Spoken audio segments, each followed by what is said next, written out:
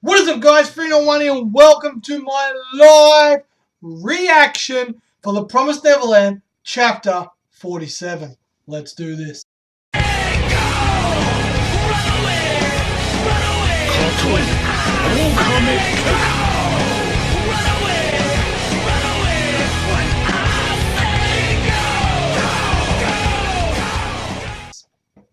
Alright, guys, so this week's chapter, whoa, we got some juicy shit. Oh, yeah, it was some good stuff. Alright, guys, so we found out what happened to humanity. Basically, nothing. We found out that basically what went down between the humans and the demons was pretty much the demons came along. We don't know where they came from. That was one thing that wasn't said to us. But they just kind of came out of nowhere. They started going after the humans, kind of became the alpha species and started hunting the humans, hunting and killing them. Eventually, humans did one or two things. Either out of fear, started worshipping them, or basically fought back. A war ensued. There was many massacres on both sides. Humans massacring the demons, demons massacring humans, yada yada yada, and just kept going back and forth, back and forward for many years, as far as we can tell. And then a man with an owl, and the owl that is big, because the owl is what we see, is one of the things that we see on the book, right?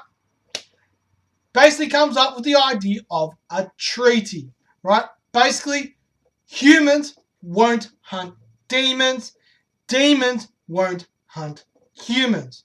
What we'll do is we'll get half of the earth each. Demons aren't allowed to come to the human half. Humans aren't allowed to come to the demon half. Done. Right? Demons are like, alright, we agree with this. Away they went. Humans got their half. Demons got their half. Right? The rules, they were the rules. Question. I'm probably all of you who haven't read the chapter asking, well, how did Emma, Ray, Norman, all the kids, Isabella, all them, Sister Crone, how did they end up on the plantations? Well, they are the remainders of humankind that didn't make it to the human side of the planet. They probably had a set amount of time to evacuate there, didn't make it. The demons rounded them up, and because they couldn't hunt them, put them into plantations, and therefore getting around the claws and basically calling them cattle. And that was Emma and Ray and all the kids' ancestors. So every human that was in a plantation was either an orphan, was an orphan. So Isabella, the Crone, all them were orphans, and they just kind of luckily got to a point where they could grow up and become a mama, yada yada yada.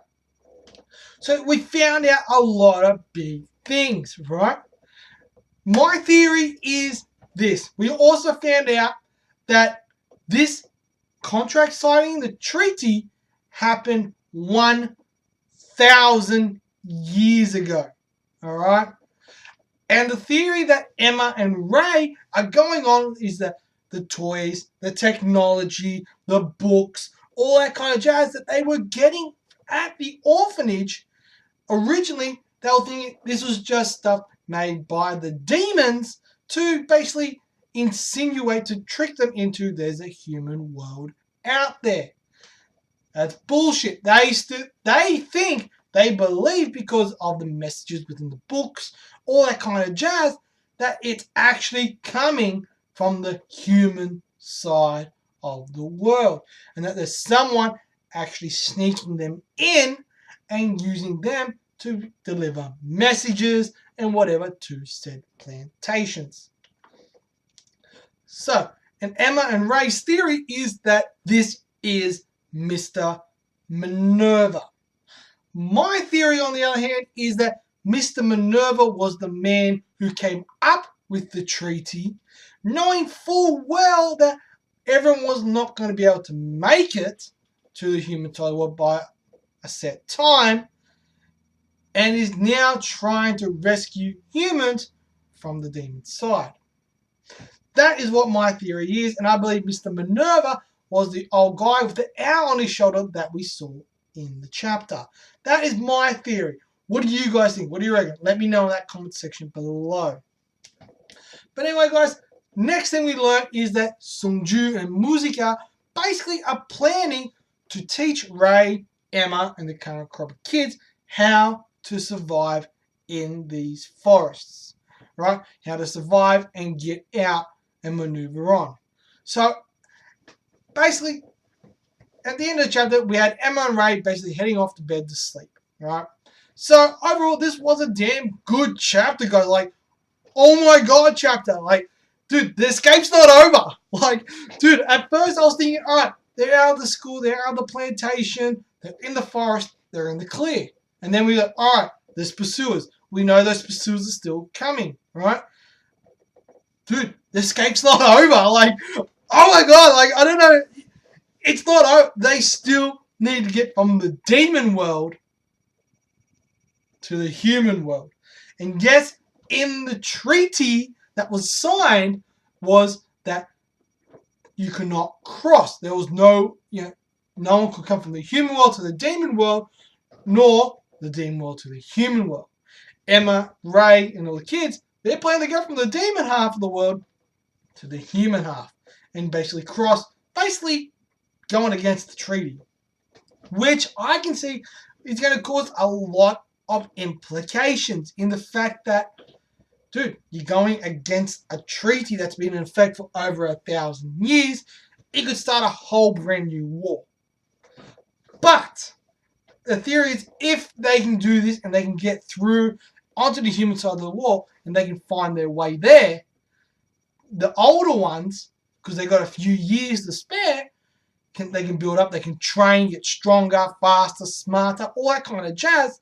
They can then come back via the way they got in, go rescue Phil and the rest of the kids who are still at the plantation, and then bring them back to the human world as well.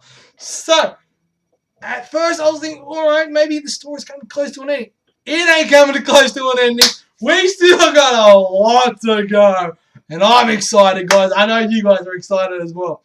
But anyway, guys, overall, for this chapter, we got a lot of information this week. This week, there was a ton of information about what's going on, how this world's now currently structured. We got world building. We got a lot of great things this week, guys. That's why this week, I'm giving The Promised Neverland 4 stars, guys. Brilliant chapter. Absolutely loved it. I loved all the information. It's starting to build the world for us now. Now we know the world is split in half. There is a human half and a demon half. Emma, Ray, the kids, their goal is the human half. Right? Will they get there? Won't they get there? What's going to happen? Will the pursuers basically reappear? We don't know. We've got to wait and see. But anyway, guys, that is all for me. As always, I hope you guys enjoyed the video. If you did, smash that thumbs up. It'll be greatly appreciated. And of course, hit that subscribe button. It's completely and totally free. And we all like free shit. And as always, guys, I'm Free01. You guys are awesome. And I'll catch you guys with another review. Peace. Run